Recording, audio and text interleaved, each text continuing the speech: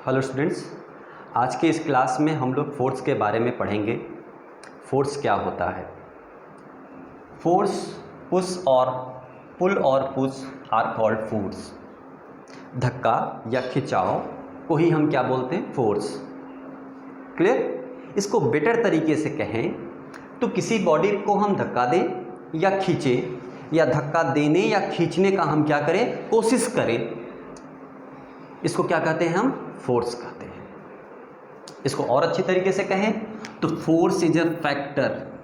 Force क्या है, एक फैक्टर है जो क्या करता है, try to change the position of the object. वो ऑब्जेक्ट की पोजीशन को चेंज करने की कोशिश करता है। कोशिश करने का ये मतलब नहीं है कि पोजीशन चेंज ही कर देगा, बस उसकी टेंडेंसी है कि वो चेंज करना चाहता है, उसका ये अप्रोच रहेगा। जैसे हमने इस बोर्ड पर फोर्स लगाया, इसको हम अंदर की ओर ढकेलना चाह रहे हैं, ठीक, लेकिन हम इसको नहीं धकेल पा रहे हैं। क्यों नहीं कर पा रहे हैं ऐसा? क्यों कि जितना फोर्स हम लगा रहे हैं वो इसके लिए सफिशिएंट नहीं है। तो हम यहाँ पे केवल कोशिश कर रहे हैं, यहाँ पे कोई रिजल्ट नहीं आया, ये बॉडी बिल्कुल डिस्प्लेस नहीं हुई। तो इस चीज़ को एकदम से क्लियर कर लें कि अगर किसी बॉडी पे फोर्स लग रहा है, इसका मतलब ये नहीं है कि वहाँ पे चेंज इन पोजीशन हो ही। क्लियर। ये पॉसिबल है कि उस बॉडी में कोई चेंज ना हो, no change in position in object, लेकिन वहाँ पे कोई फोर्स लग रहा हो, बिल्कुल पॉसिबल है। वो कब पॉसिबल है? जब हम एक बहुत ही लेस अमाउंट का फोर्स किसी हैवी ऑब्जेक्ट को, हम उसको धक्का देने के लिए या किसी कुछ भी करने के लिए उस पर फोर्स लगाए, उस फोर्स का कोई इफेक्ट हमें उसमें समझ में नहीं आ रहा है, तो हम कहेंगे कि ये फोर्स सफिशिएंट नहीं है उस चीज़ के लिए, जो भी रिक्वायरमेंट हम चाह रहे थे, चाहे उसको डिस्प्लेस करना, चाहे इसको रोल करना चाह रहे हैं, घुमाना चाह रहे हैं, कुछ भी, तो वहाँ पे वो फोर्स उस चीज़ के लिए सफिशिएंट नहीं है, तो उसमें कोई भी, उसकी पोजीशन में कोई भी चेंज हमको नहीं दिखेगा। क्लियर। तो पोजीशन में चेंज तभी दिखेगा जब हम लोग सफिशिएंट अमाउंट का फोर्स उस पर अप्लाई करेंगे, तभी वो रिजल्ट हमको दिखेगा। क्लियर। तो ये रहा फोर्स। अब force is a vector quantity. Force क्या है, एक वेक्टर क्वांटिटी है। क्लियर। ये याद रखेंगे, फोर्स क्या है, एक वेक्टर क्वांटिटी है। अब इसके बारे में हम लोग बहुत अच्छे से डिटेल में इसके बारे में स्टडी करेंगे और देखेंगे कि क्या चीज़ होता है। यूनिट ऑफ फोर्स याद रखेंगे, ये बिल्कुल याद रहना चाहिए। एसआई सिस्टम में यूनिट इसकी होती है न्यूटन, इसको एन से केवल रिप्रेजेंट करते हैं, कैपिटल एन। एम के सिस्टम, मीटर किलोग्राम सेकंड में इसको रिप्रेजेंट करते हैं, किलोग्राम मीटर पर सेकंड स्क्वायर। सीजीएस में इसकी यूनिट होती है ग्राम सेंटीमीटर पर सेकंड स्क्वायर, या इसी को हम लोग डाइन भी कहते हैं, ठीक है। और 1 न्यूटन में 10⁵ डाइन होता है। क्लियर। 1 न्यूटन में कितना होता है, 10⁵ डाइन, या इसी को हम ऐसे भी लिख सकते हैं कि 1 dyne is equal to 10⁻⁵ newton. Clear. तो ये आप एकदम दिमाग में रखेंगे, इसका काफ़ी यूज़ होता है न्यूमेरिकल में। क्लियर। अब हम लोग आगे बढ़ते हैं। आगे बढ़ते हैं किस चीज़ के लिए? सपोज अगर किसी ऑब्जेक्ट पे फोर्स लग ही रहा है और हमें एक्सप्लेन करना है कि भाई इस ऑब्जेक्ट पे फोर्स लग रहा है, बताओ कैसे फोर्स लग रहा है, तो हम क्या करेंगे? ओके। तो देखिए, ये एक ऑब्जेक्ट है, ओके। इस ऑब्जेक्ट पे हमने फोर्स लगाया, एफ। क्लियर। एक दूसरा भी ऑब्जेक्ट ले लेते हैं, ये इस ऑब्जेक्ट के इस पॉइंट पे हमने फोर्स लगाया, पी पॉइंट पर, ओके। अब हमें इसे एक्सप्लेन करना है, आपको एक्सप्लेन करना है, यहाँ पे मान लेते हैं क्यू पॉइंट पे फोर्स लगाया। एक्सप्लेन करना है कि भाई ये बॉडी 1 है और ये दूसरी बॉडी है, इन दोनों पे आपको एक्सप्लेन करना है कि एफ फोर्स लग रहा है, आप इस फोर्स को इस पॉइंट पे डिफाइन करें। चलो ठीक है। अब फोर्स को डिफाइन करना है तो सबसे पहले हमें क्या क्या चीज़ की ज़रूरत पड़ेगी इसको डिफाइन करने के लिए? तो सबसे पहला पॉइंट है मैग्नीट्यूड। सबसे पहला पॉइंट क्या है? Magnitude of force. Clear? Magnitude of force का मतलब क्या है कि आप किसी पे भी फोर्स लगाएंगे तो सबसे पहला ही क्वेश्चन ये उठेगा कि आप कितना फोर्स लग रहे हैं, उसका अमाउंट क्या है फोर्स का। तो हमने मान लिया कि हम F न्यूटन का फोर्स लगा रहे हैं, ठीक है, या एक वैल्यू ले लेते हैं 10 न्यूटन का फोर्स लगा रहे हैं, इस F को 10 मान लेते हैं, 10 न्यूटन का फोर्स लगा रहे हैं। वेरी गुड, आपने फोर्स लगाया तो उस फोर्स की डायरेक्शन क्या है? क्यों डायरेक्शन हम की बात कर रहे हैं? क्योंकि हमने पहले ही मान के रखा था, पहले ही बताया गया था कि फोर्स को रिप्रेजेंट करने के लिए हमें मैग्नीट्यूड और डायरेक्शन दोनों की जरूरत पड़ती है, इसलिए क्या है, एक वेक्टर क्वांटिटी है। अगर ये वेक्टर क्वांटिटी है, इसका मतलब क्या है कि हमें डायरेक्शन की भी जरूरत पड़ेगी।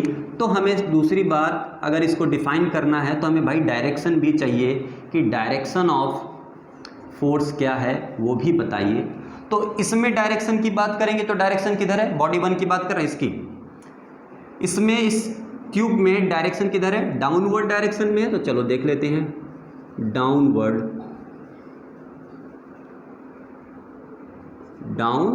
डायरेक्शन में है, ठीक है, ऐसे डाउन लिख लीजिए पूरा, डाउनवर्ड डायरेक्शन में। नेक्स्ट, क्या इतने से डिफाइन हो गया फोर्स? भाई फोर्स एक वेक्टर क्वांटिटी, हमने उसका मैग्नीट्यूड बता दिया, उसका डायरेक्शन बता दिया, क्या इतने से ये फोर्स डिफाइन हो गया? तो इसका आंसर है नहीं, इतने से नहीं हो रहा है डिफाइन। क्यों नहीं हो रहा है? उसका कारण देखिए, रीजन समझिए उसका। पहले ये ऑब्जेक्ट है, अगर इस ऑब्जेक्ट के मिड में हम फोर्स लगाएंगे तो इस ऑब्जेक्ट को ऐसे सीधा सीधा डिस्प्लेस करेगा। जैसे अगर इस ऑब्जेक्ट पे हमने फोर्स लगाया तो ये उस ऑब्जेक्ट को ऐसे ऊपर लेके जाएगा, लेकिन अगर इसी ऑब्जेक्ट पे हम ऐसे किनारे पे फोर्स लगाते हैं तो ये इस ऑब्जेक्ट को क्या करेगा? घुमाने की कोशिश करेगा। ये इस ऑब्जेक्ट को क्या कर रहा है? घुमाने की कोशिश। इसका मतलब अगर हम मिड में फोर्स लगा रहे हैं तो ये मिड में ले जाएगा तो पूरी बॉडी को डिस्प्लेस करेगा। क्यों? क्योंकि इसकी सेंटर ऑफ ग्रेविटी मिड में है। क्लियर? और यहाँ पे जब हम फोर्स लगाएंगे तो ये पूरे होल ऑब्जेक्ट को ये एक ही डायरेक्शन में ले जाने की कोशिश करेगा। लेकिन जैसे ही हम इस पॉइंट से हट करके कहीं पे फोर्स लगाए, इसकी इस एक्सिस से हट करके कहीं पे फोर्स लगाए, इसके मिड पॉइंट से हम हट करके कहीं पे फोर्स लगाए, तो इसमें इसका जो नेचर होगा वो चेंज हो। इसको लीनियर ले जा रहा था, मिड में लगा रहे तो कैसे ले जा रहा था? ऊपर ले जा रहा, सीधा लीनियर वे में ले जा रहा था। लेकिन जब हम इसको किनारे लगाएंगे तो इसको क्या करेगा? रोटेट कराने की कोशिश करेगा। क्लियर? इसका मतलब अगर हम जिस पॉइंट पे फोर्स लगा रहे हैं वो पॉइंट अगर चेंज कर देंगे तो वो बिहेवियर भी चेंज कर देगा उस फोर्स में। बिहेवियर क्या चेंज कर दे रहा है कि अगर हम इस पॉइंट पे लगा रहे हैं तो वो बॉडी को सीधे ले जा रहा है, लेकिन अगर इस पॉइंट के जगह पे हम इस पॉइंट पे फोर्स लगाएंगे तो इस बॉडी को रोटेट कराने की कोशिश करेगा। इसका मतलब ये है कि point of action is also important to define a force at any point. किसी भी बॉडी के लिए किसी भी पॉइंट पे अगर हमें फोर्स डिफाइन करना है तो उसका पॉइंट ऑफ एक्शन बहुत इंपॉर्टेंट है। तो थर्ड पॉइंट को हम लिख लेते हैं कि भाई हमें point of action of force ये भी चाहिए। तो इसका पॉइंट ऑफ एक्शन क्या है? P या Q, जो भी आप बोले। इसके लिए Q है, इसके लिए क्या है? P। तो दोनों लिख लेते हैं, P/Q। क्या इतने से क्लियर है बात? क्या इतने से क्लियर है बात? इसका आंसर है नहीं, अभी कुछ और भी छूट रहा है। क्या छूट रहा है और देखते हैं। पॉइंट वाले तो बात समझ में आ गया। ये एक एक्सिस है जिस पे ये फोर्स लग रहा है परपेंडिकुलर। क्लियर? इसी एक्सिस पर या इसी ऑब्जेक्ट पर एक ये एक्सिस है, खूब ध्यान से समझना।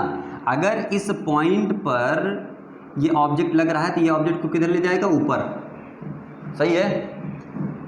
अब इन सबको मिटा दो, फोर्स को हम इधर ले आए, ऐसे उसी P पॉइंट पे लगा रहे हैं, लेकिन फोर्स को हम इस तरफ ला दिए तो फोर्स को किधर ले जाने की कोशिश करेगा? इधर। यानी जिस तरफ फोर्स की लाइन ऑफ एक्शन होगी उसी तरफ वो उस बॉडी को ले जाने की कोशिश करेगा। यानी उस फोर्स का इफेक्ट हमें किस तरफ दिखेगा, कहां पे दिखेगा, इसके लिए हमें एक पॉइंट और चाहिए जिसको हम बोलते हैं line of action of force. ठीक है? फोर्स की लाइन ऑफ एक्शन क्या है? ठीक, इसको आप ऐसे भी देखिए। मान लीजिए ये ऑब्जेक्ट है, एक्सिस है, इस पे हम फोर्स लगा रहे हैं, इसी पॉइंट से एक एक्सिस और जा रही है, तो ये फोर्स इस पे भी तो लग सकता है। तो जब इस पे लगेगा तो इस ऑब्जेक्ट पर इसका जो इम्पैक्ट होगा वो कुछ और होगा। जैसे देखिए इसी पॉइंट पर ही चलो हम लगा रहे हैं फोर्स, ये इसी पॉइंट पे एफ फोर्स लग रहा है, एक इस लाइन ऑफ एक्शन पे और दूसरा इस लाइन ऑफ एक्शन पे लग रहा है। तो दोनों पे लगेगा, दोनों लाइन ऑफ एक्शन पे लगेगा तो क्या होगा, ये दोनों अलग अलग इफेक्ट दिखाएंगे। ये इसको इधर ले जाने की कोशिश करेगा, ये इसको इधर ले जाने की कोशिश करेगा। क्लियर? तो लाइन ऑफ एक्शन अगर हम चेंज करते रहें तो भी हमें रिजल्ट अलग मिलेगा। तो फोर्थ पॉइंट हम लिख लेते हैं line of action. Okay, line of action भी बहुत जरूरी है। तो line of action of force भी हमने लिख लिया, और इसकी लाइन ऑफ एक्शन अगर हम एक्स वाई मान ले रहे हैं तो एक्स वाई इसका आंसर हो जाएगा। क्लियर? अब चलो इस फोर्स को हम डिफाइन करते हैं इस ऑब्जेक्ट के लिए। हम मान लेते हैं ये इसकी एक्स वाई ऐसे करके है, या एक्स एक्स, ठीक है। पढ़ते हैं, डिफाइन करते हैं फोर्स को। 10 न्यूटन का फोर्स डाउनवर्ड डायरेक्शन में क्यू पॉइंट पर x x line of action पे लग रहा है। क्लियर?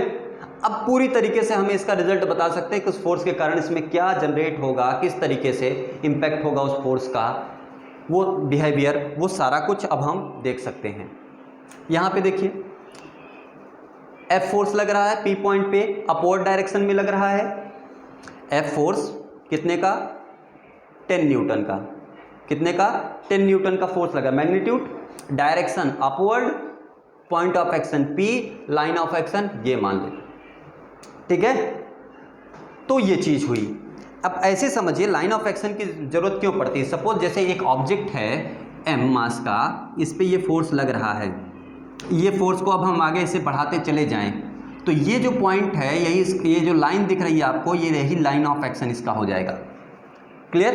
अब ये फोर्स इस ऑब्जेक्ट पे लग रहा है, तो ये ऑब्जेक्ट पे लग रहा है, ठीक है। आपको ध्यान से देखो, इस ऑब्जेक्ट के इस पॉइंट पी पे लग रहा है, लेकिन इस फोर्स को, ट्रांसमिबिलिटी ऑफ फोर्स एक थ्योरी है, वो ये बताती है कि अगर फोर्स किसी पॉइंट पे लग रहा है तो फोर्स की डायरेक्शन में अगर हम उसी पॉइंट से होकर के एक लाइन खींचे तो वो उसकी लाइन ऑफ एक्शन होगी, और जो फोर्स होगा इस लाइन ऑफ एक्शन के किसी भी पॉइंट पे माना जा सकता है।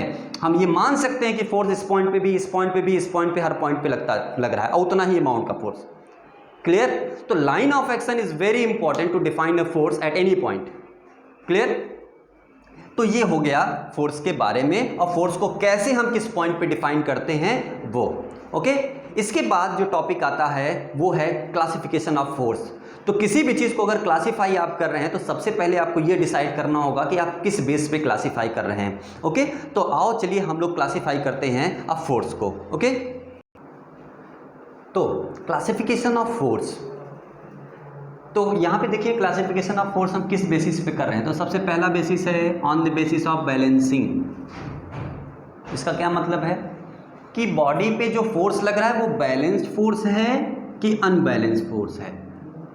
ठीक है, अगर हम बैलेंसिंग के अकॉर्डिंग देखेंगे तो दो ही केस पॉसिबल है, या तो उस पर बैलेंस फोर्स काम कर सकता है या तो अनबैलेंस फोर्स काम कर सकता है। बैलेंस फोर्स का मतलब क्या है, सिंपली सा देख लीजिए, इसको हम डिटेल में अलग से वीडियो में पढ़ेंगे, बट यहाँ पे थोड़ा सा देख लीजिए बस। क्या कि resultant force acting on body zero, इसका मतलब है कि वो बैलेंस फोर्स उस पर लग रहा है। मतलब क्या है, एक बॉडी है, इस पर बहुत सारे फोर्स लग रहे हैं, F1, F2, F3, ये ठीक है, तीन फोर्सेस लग रहे हैं, लेकिन तीनों का सम हमें कितना मिल रहा है, जीरो मिल रहा है। तो हम कहेंगे कि इस बॉडी पर रिजल्टेंट फोर्स कितना काम कर रहा है, जीरो।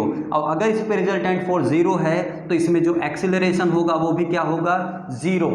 अगर एक्सीलरेशन जीरो है, याद समझना कि फोर्स जीरो तो एक्सीलरेशन जीरो। एक्सीलरेशन जीरो का मतलब क्या है, चेंज इन वेलोसिटी जीरो, यानी वेलोसिटी में कोई चेंज नहीं आ रहा है। इसका मतलब ये है इस बैलेंस फोर्स की कंडीशन में बॉडी या तो रेस्ट में होगा और या तो यूनिफॉर्मली मूव करेगा इन स्ट्रेट लाइन में, uniformly move in a straight line path. ठीक है, वो यूनिफॉर्मली स्ट्रेट लाइन में पाथ एक कांस्टेंट, सिंपल से बोलिए कि कांस्टेंट वेलोसिटी से एक स्ट्रेट लाइन पाथ में मूव करेगा, या तो वो रुका रहेगा अगर उस पे बैलेंस फोर्स लग रहा है। अनबैलेंस फोर्स लगेगा तो क्या होगा, resultant force will not be equal to zero, also the acceleration of the body will be a non zero acceleration. ये क्या होगा, एक नॉन जीरो एक्सेलरेशन होगा। तो याद रखना, नॉन जीरो फोर्स की बात कर रहे हैं तो इसका मतलब ये है कि अनबैलेंस फोर्स की बात कर रहे हैं। जीरो फोर्स की बात कर रहे हैं या नो फोर्स की, देखो खूब ध्यान से समझो। जैसे अगर बोला गया कि रिजल्टेंट फोर्स बॉडी पे जीरो है या नेट फोर्स बॉडी पे जीरो है, इसका मतलब ये है कि बहुत सारे फोर्सेस लग रहे हैं लेकिन उनका रिजल्टेंट क्या रहा है, जीरो। लेकिन अगर हम ये बोले कि no force acting on body, इसका मतलब बॉडी पे कोई फोर्स लगाया ही नहीं गया है। ठीक है, तो ये दोनों में डिफरेंस है, नो फोर्स और जीरो फोर्स में। क्लियर? ओके, तो चलिए ध्यान से देखिए, ये हो गया बैलेंस और अनबैलेंस। अनबैलेंस के केस में बॉडी के पास एक्सीलरेशन होगा, यानी बॉडी एक्सेलरेट करेगी। क्लियर?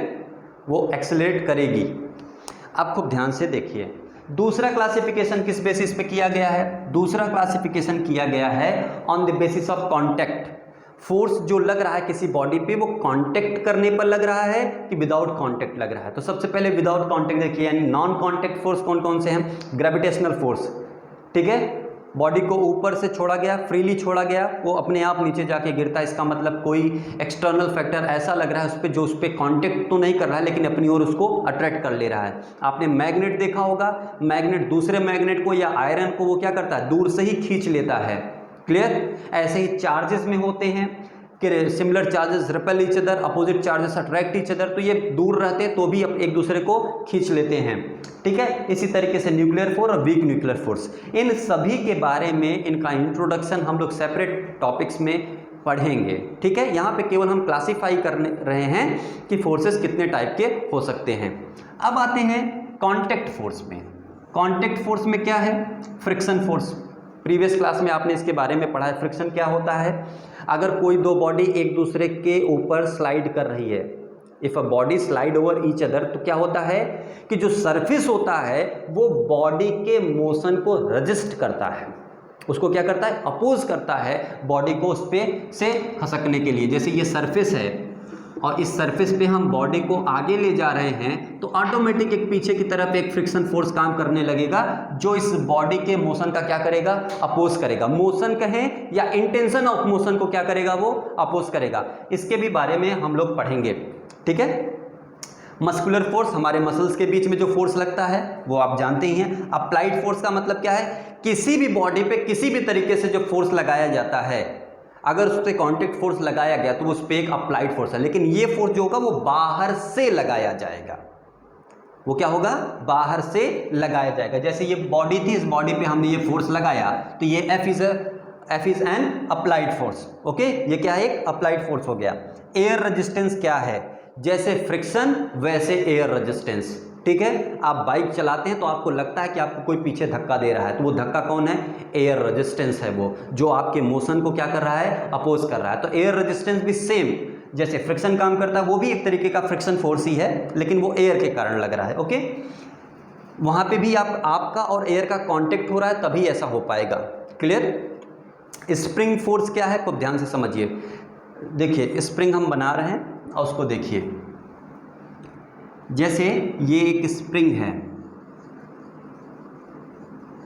ठीक है, अब एक स्प्रिंग पे हम नीचे की तरफ फोर्स लगाए, इधर ऊपर की तरफ फोर्स। खूब ध्यान समझिएगा, स्प्रिंग को अगर हमें खींचना है तो हमें दोनों तरफ से फोर्स लगाना होता है। ठीक है ना, तो स्प्रिंग पे हमेशा पेयर ऑफ फोर्स काम करता है। ध्यान दीजिएगा, स्प्रिंग पे हमेशा क्या काम करता है, पेयर ऑफ फोर्स, और वो दोनों फोर्स क्या रहते हैं, इक्वल रहते हैं दोनों तरफ से। तो ये इधर ऊपर की तरफ, ये नीचे की तरफ। जैसे ही हम इसको खींचेंगे इस स्प्रिंग में ऑटोमेटिक अंदर की तरफ रजिस्टिंग फोर्स F' जनरेट हो जाएगा, जो क्या कोशिश करेगा, इसमें जो चेंज आ रहा है स्प्रिंग में, जो ये स्प्रिंग खींचने की कोशिश कर रहे हैं हम, उस खिंचाव को कम करने की कोशिश करेगा। यानी वो अपनी इस लेंथ को जो हम फोर्स लगा के, एक्सटर्नल फोर्स लगा के इस स्प्रिंग की लेंथ को हम बढ़ाना चाह रहे हैं, ये जो रजिस्टिंग फोर्स है वो स्प्रिंग की लेंथ को क्या करेगा, कम करने की कोशिश करेगा, वो जो लेंथ बढ़ रही है उसको वो क्या करेगा, कम करने की कोशिश करेगा ना। या इसके अपोजिट देखिए, अगर हम इसको कंप्रेस करने की कोशिश कर रहे हैं तो इसके अंदर से जो रजिस्टिंग फोर्स होगा वो कैसा होगा, वो अपोजिट डायरेक्शन में। इसका मतलब जिस तरीके से हम फोर्स अप्लाई करेंगे उसके अपोजिट डायरेक्शन में स्प्रिंग एक रजिस्टिंग फोर्स अप्लाई करेगा, ठीक है। तो ये उसका हो गया स्प्रिंग फोर्स। तो इन सभी के बारे में हमें डिटेल में अलग अलग वीडियोस में पढ़ने हैं, जिसमें मैं आपको बताऊंगा कि ये स्प्रिंग फोर्स अगर जनरेट हो रहा है तो ये जनरेट ही क्यों हो रहा है, कैसे जनरेट हो रहा है, इसका रीज़न क्या है। इन सब सारी बातों को विद रीजन हम लोग समझेंगे, लेकिन अगले वीडियो में। Okay, thank you.